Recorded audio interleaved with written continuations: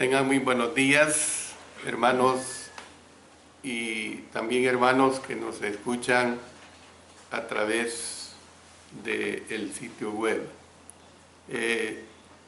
Estamos en el tema del libro de Apocalipsis de la cena de las bodas del Cordero. Hoy vamos a ver la última parte que corresponde a este interesante tema.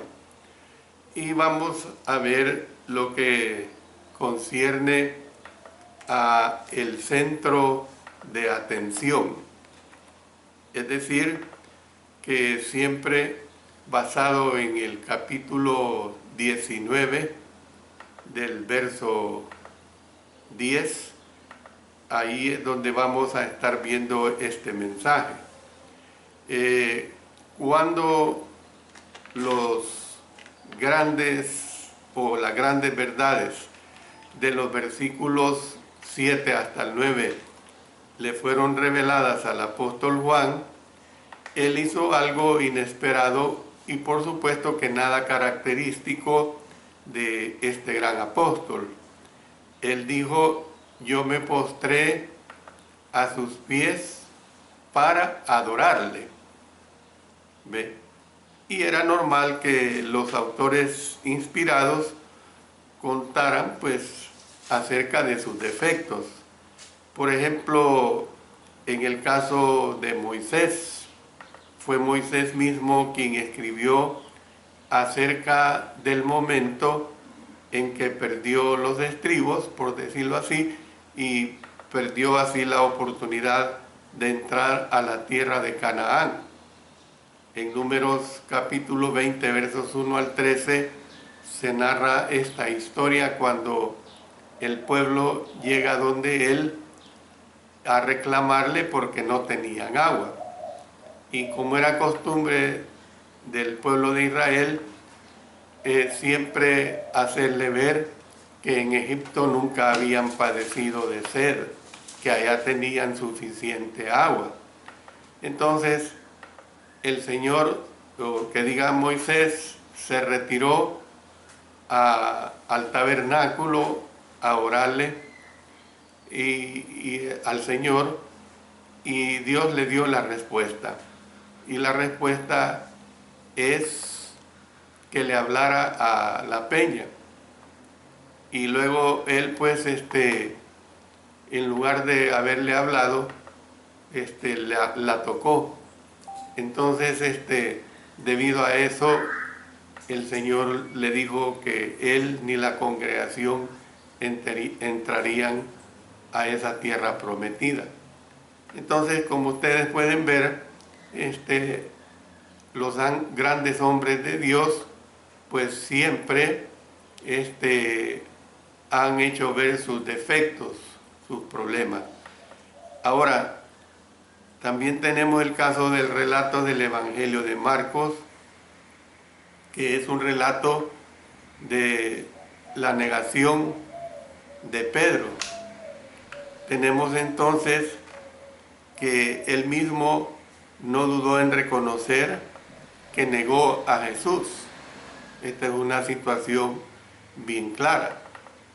Entonces también vemos que el lapsus, por decirlo así, momentáneo del apóstol Juan, es sencillamente una prueba de que él era humano y estaba sujeto a las debilidades de que todos como humanos adolecemos.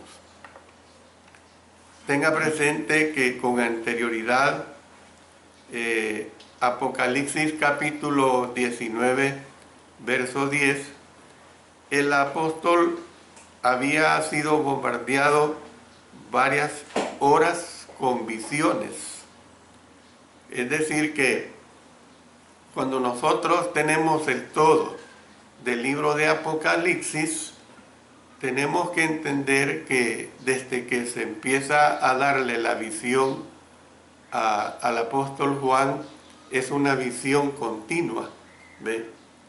No sucede así con nosotros, que estudiamos el libro de Apocalipsis, por decirlo así, por un rato, como quien dice, lo estudiamos ustedes que escuchan cada primer día de la semana, y que después nos tomamos un descanso.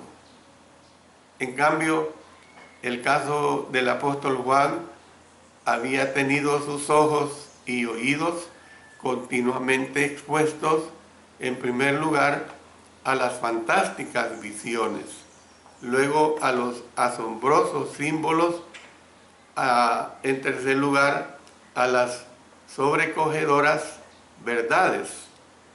Tanto era así que sus ojos debieron de haberle quedado deslumbrados, y luego sus oídos a lo mejor zumbándole, a lo mejor cuando se da esta situación de que se le presenta este ángel. Después este vocero de Dios le contó acerca de las bodas del Cordero y le dio la maravillosa seguridad de que estas cosas eran ciertas. ¿Ve? Es decir, aún el apóstol Juan necesitaba cada día que se le hiciera énfasis de que estas cosas que estaba recibiendo eran totalmente ciertas. Creo que el apóstol Juan estaba sobrecogido por todo ello, por toda esta situación que se estaba dando. Yo en este caso, si hubiera tenido esa bendición, no, ninguna duda tengo de que también lo hubiese estado. Y tenga la certeza, sin embargo, de que este incidente no quedó anotado tan solo, como quien dice, para avergonzar al apóstol Juan, sino que también quedó plasmado para que se cumpliera precisamente el deseo de Dios de que nosotros aprendiéramos una lección. Por eso estamos hablando en esta parte, que es la última, del centro de atención. ¿Ve? Al vocero le asombró el hecho de que Juan cayó a sus pies. Miren lo que dice: y él me dijo, mira, no lo hagas, yo soy consiervo tuyo y de tus hermanos que retienen el testimonio de Jesús. Bueno, lo que literalmente dijo el que hablaba: yo soy un esclavo contigo, ¿por qué te postras ante mí? No tienes que adorarme, yo soy igual a ti. Eso es lo que le está diciendo. Luego vemos que hemos visto la expresión el testimonio de Jesús anteriormente en Apocalipsis capítulo 1 y en los versículos 2 y 9. Ahí vemos esta situación bien definida. Dice el verso 2: he dado testimonio, que ha dado testimonio de la palabra de Dios y del testimonio de Jesucristo y de todas las cosas que ha visto. Noten el verso 9: yo, Juan, vuestro hermano y copartícipe vuestro en la tribulación, en el reino y en la paciencia de Jesucristo, estaba en la isla llamada Patmos por causa de la palabra de Dios y el testimonio de Jesucristo. Entonces, nosotros podemos ver claramente esta situación que aquí se presenta. Puede significar el testimonio acerca de Jesús o el testimonio que proviene de Jesús. Es decir, que ambas expresiones son esencialmente sinónimas con la palabra evangelio. Entonces, son diferencias importantes las que hay entre los ángeles, suponiendo que el vocero era un ángel y los hombres. Miren lo que dice, vamos a consultar en Hebreos, en el capítulo 2 los versos 6 hasta el 8, dice de la siguiente manera: pero alguien testificó en cierto lugar diciendo: ¿qué es el hombre para que te acuerdes de él? ¿O el hijo del hombre para que le visites? Le hiciste un poco menor que los ángeles, le coronaste de gloria y de honra, y le pusiste sobre las obras de tus manos. Todo lo sujetaste bajo sus pies, porque en cuanto le sujetó todas las cosas, nada dejó que no sea sujeto a él. Pero todavía no vemos que todas las cosas le sean sujetas. Entonces, sin embargo, hay una característica en la que los ángeles y los cristianos fieles coinciden, y esta es que ambos grupos son siervos del Señor.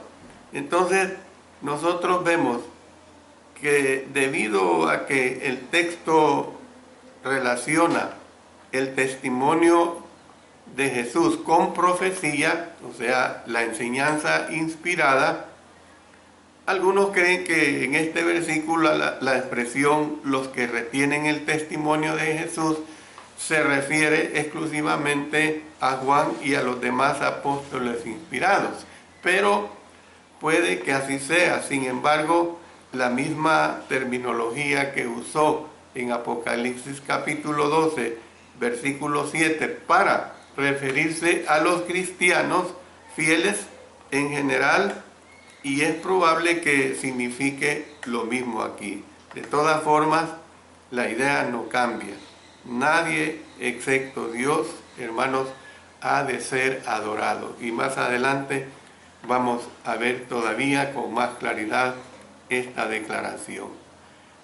También cuando digo que los cristianos fieles coinciden, y esta es que ambos grupos son siervos del Señor, miren lo que dice en Colosenses capítulo 4 y el versículo 7.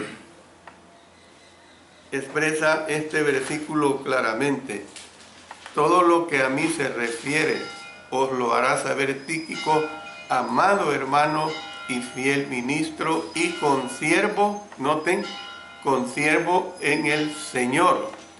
Luego vamos otra vez a Hebreos en el capítulo 1, vamos a consultar los versos 7 y 14. Dice: ciertamente de los ángeles dice: el que hace a sus ángeles espíritus y a sus ministros llama de fuego. ¿No son todos espíritus ministradores enviados para servicio a favor de los que serán herederos de la salvación? Entonces, ¿qué es lo que nosotros podemos ver claramente? Que ni ángeles ni hombres han de ser venerados. Esto es bien claro. Ni ángeles ni hombres han de ser venerados. De modo que el mensajero dijo al apóstol Juan: adora a Dios. Miren qué claro, adora a Dios. Unos 70 años atrás, se ha calculado más o menos este tiempo, el Señor Jesús había dicho en Mateo capítulo 4, versículo 10, al Señor tu Dios adorarás y a Él solo servirás. ¿Ven? Entonces, el mensaje de Apocalipsis capítulo 19, versículo 10, hago énfasis específico en el verso 10, para aquella época era que los cristianos no debían adorar al emperador por más presión a la que ellos fueran sometidos. No tenían por qué adorar al emperador por más presión que ellos fueran sometidos. Tal vez los receptores también debían entender que ellos no debían adorar a los ángeles. Aquí mismo otra vez vamos a Colosenses en el capítulo 2 y el versículo 18. Nadie os prive de vuestro premio, afectando humildad y culto a los ángeles, entremetiéndose en lo que no ha visto, vanamente hinchado por su propia mente carnal. Entonces, la lección para hoy día es que en el corazón y en la mente de cada uno de nosotros no debe haber nada más importante que el Señor. No debe haber nada más importante que el Señor. Hay algunos que todavía, y algunos es muy poco, hay multitudes alrededor del mundo que todavía continúan venerando a los ángeles. Y aún hay algunos que hacen reverencia a líderes religiosos. Se postran ante ellos. Es como que si yo de repente se me fuera la palabra de Dios de una manera torcida y esperara de que quienes me escuchan se postraran ante mí, me rindieran pleitesía, ¿ve? Pero hay líderes religiosos hoy en día que les agrada esta situación. Este pasaje y lo que tenemos, vamos a Apocalipsis en el capítulo 22, ahí lo reconfirma aún más, los versos 8 y 9, dice: yo, Juan, el que oyó y vio estas cosas, y después que las hube oído y visto, me postré para adorar a los pies del ángel que me mostraba estas cosas. Pero él me dijo: mira, no lo hagas, porque yo soy consiervo tuyo, de tus hermanos, los profetas, y de los que guardan las palabras de este libro. Adora a Dios. Noten que esta es la segunda vez que al apóstol Juan se le hace esta corrección. Pareciera como que el apóstol Juan lo que quería era corroborar esta situación, ¿ve? A él le quedó bien claro esto de a quién tenía que adorar. Entonces, nosotros vemos que este pasaje con el verso 10 del capítulo 19 y estos versos 8 y 9 del capítulo 22 constituyen una prohibición estricta de tales acciones y actitudes. Es una realidad demasiado clara. Un error más común es el que cometemos en cierto modo haciendo una comparación, cometemos al dejar que las cosas de este mundo se conviertan en nuestros ídolos. Miren lo que dice en Colosenses en el capítulo 3 y el versículo 5. Haced morir pues lo terrenal en vosotros: fornicación, impureza, pasiones desordenadas, malos deseos y avaricia, que es idolatría. Viene al caso una ilustración de nuestra nación.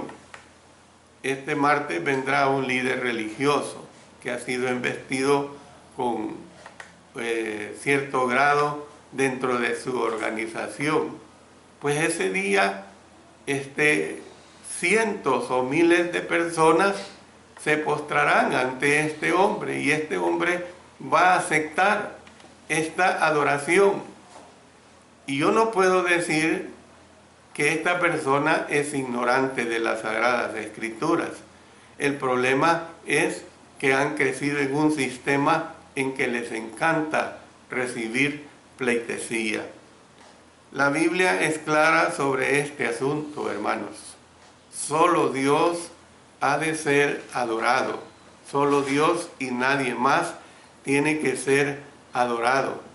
Esto lo vemos, mire, vamos a recordar otra vez en Apocalipsis en el capítulo 14 y el versículo 7, diciendo a gran voz: temed a Dios y dadle gloria, porque la hora de su juicio ha llegado, y adorad a aquel que hizo el cielo y la tierra, el mar y las fuentes de las aguas. Y vamos otra vez al capítulo 19 y el versículo 5. Y salió del trono una voz que decía: alabad a nuestro Dios todos sus siervos, y los que le teméis, así pequeños como grandes.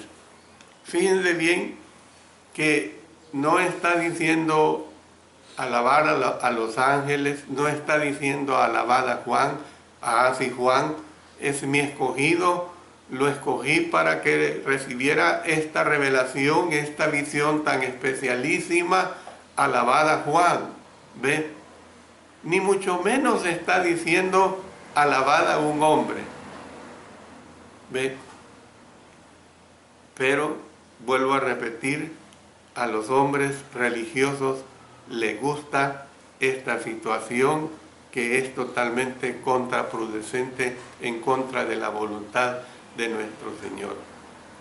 Entonces, esta verdad es el marco de la misteriosa declaración con que el vocero concluyó ahí en este versículo 10. Dice: porque el testimonio de Jesús es el espíritu de la profecía. La profecía es enseñanza inspirada.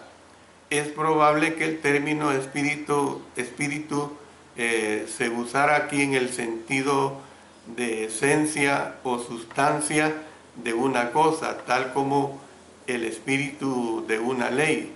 Entonces, una palabra con la que podríamos sustituir espíritu en este pasaje es totalmente esencia. Entonces, vemos que el énfasis que aquí se está presentando del versículo está en la palabra Jesús. Ese es el énfasis que se está presentando. Es el testimonio que proviene de Jesús y acerca de Jesús, el que constituye la esencia de la enseñanza inspirada. ¿Ve? Mire lo que dice en Lucas capítulo 24 y el verso 44. Dice así: y les dijo: estas son las palabras que os hablé estando aún con vosotros, que era necesario que se cumpliese todo lo que está escrito de mí en la ley de Moisés, en los profetas y en los salmos. También si vamos al Evangelio de Juan, en el capítulo 5 y el versículo 46, dice: porque si creyereis a Moisés, me creeríais a mí, porque de mí escribió él. Porque de mí escribió él. Entonces, hermanos, nosotros podemos ver, pues, claramente esta situación. Vuelvo a repetir, y es la voluntad del Señor. Yo soy un vocero nada más. No son los hombres, ni los ángeles, ni jerarca alguno los que han de ser exaltados. Porque el único que es exaltado es Jesús. Jesús es el único que ha de serlo. Él y nadie más que Él. Nosotros vemos que aún en relación con esta boda celestial que aquí se presenta, quien es exaltado es Jesús. Él y nadie más. En una boda terrenal ustedes se dan cuenta que la atención por lo general se centra en la novia. Cómo va vestida, cómo son todos sus adornos, y esto es normal, pero estas bodas son las bodas del Cordero. ¿Ve? Hay que entender esta situación que aquí se nos presenta. Por lo tanto, adoremos a Dios, adoremos a Dios, el que envió a Jesús, el que reveló el testimonio y el que ahora nos ha entusiasmado con la seguridad, óigase bien, con la seguridad de que la cena de la boda del Cordero está cerca. La cena de la boda del Cordero está cerca. Entonces, lo que dice el verso 7 de este capítulo 19, gocémonos y alegrémonos y démosle gloria, porque han llegado las bodas del Cordero y su esposa se ha preparado. Su esposa se ha preparado. Miren qué hermosa esta situación. Entonces, en conclusión a todo lo que he venido diciendo en relación a este estudio, puedo decir lo siguiente, que algunos han tratado de interpretar literalmente el texto de esta lección. Si se imaginan una ceremonia de bodas literal que tiene lugar en el cielo, yo le digo que tenga presente, como lo he hecho ya en diversidad de ocasiones en este estudio, que el lenguaje es simbólico. El simbolismo es hermoso, es emocionante y es conmovedor, pero es simbolismo al fin. Es simbolismo al fin. Porque muchos podemos imaginar una boda literal en los cielos donde va a haber un gran banquete, buenas comidas y lo mejor que se puede ofrecer en una ceremonia de bodas.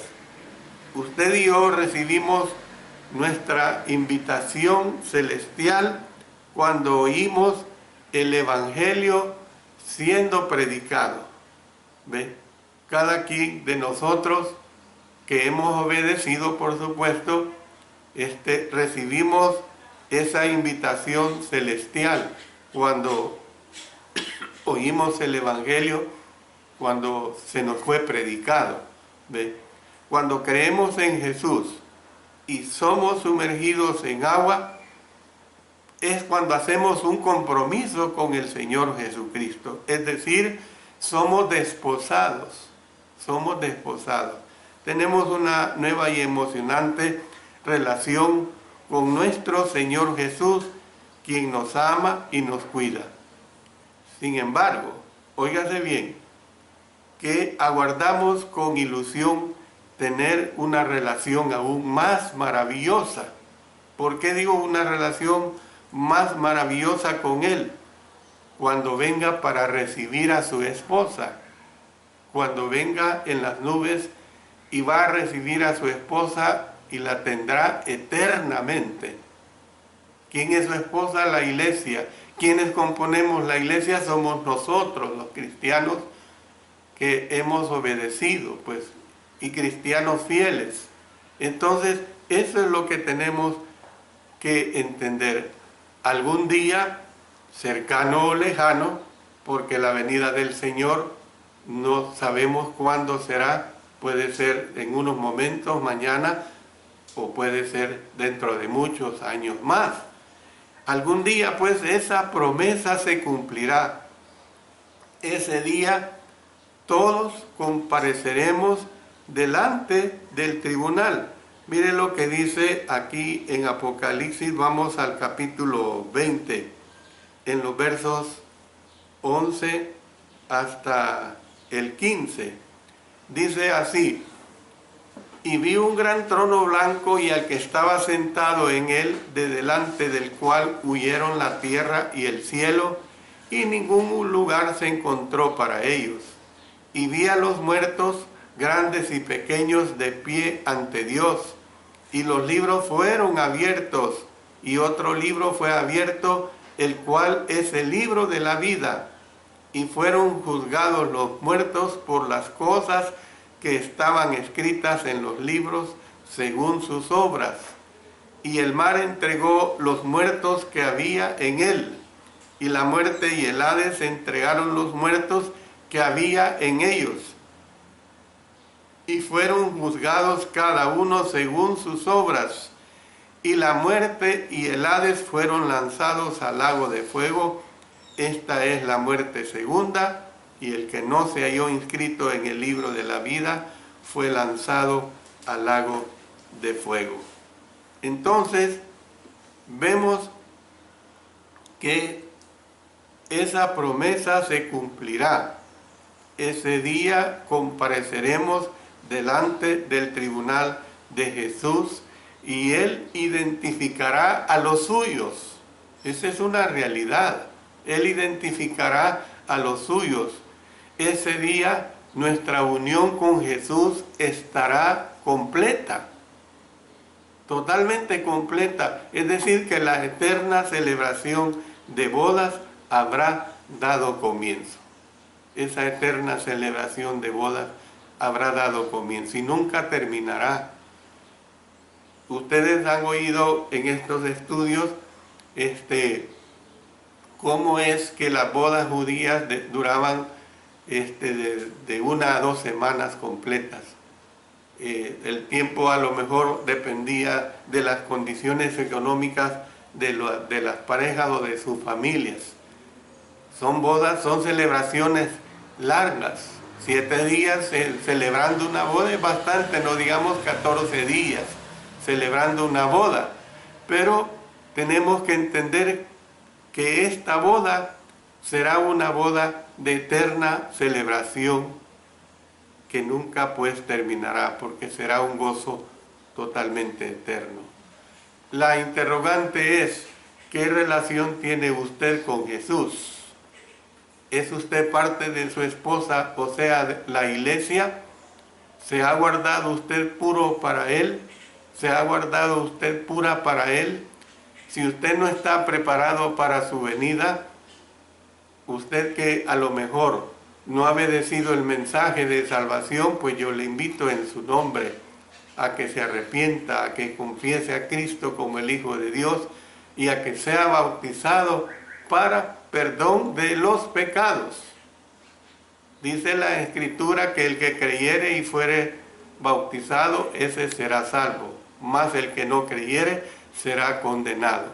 Entonces, yo le digo, si usted no está preparado para su venida, nuestra oración es que no se demore un momento más para responder a su misericordiosa invitación.